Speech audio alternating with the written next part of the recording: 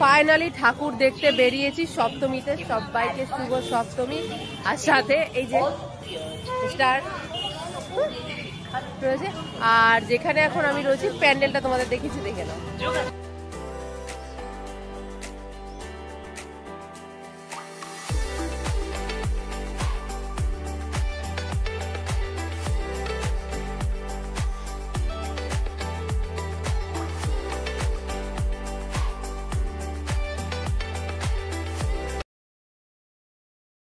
এটা ছিল বেলঘরিয়া 234 নম্বর বাস স্ট্যান্ডের যে তাজমহল পুজোটা করেছে সেখানে। এখানে কনসেপ্টটা ভালো করেছে, যেটা হচ্ছে মানে তাজমহল যেটা বানিয়েছে তার মধ্যে প্রতিমাকে রাখেনি, সাইডে আর একটা প্যান্ডেল বানিয়ে সেখানে প্রতিমাটাকে রেখেছে।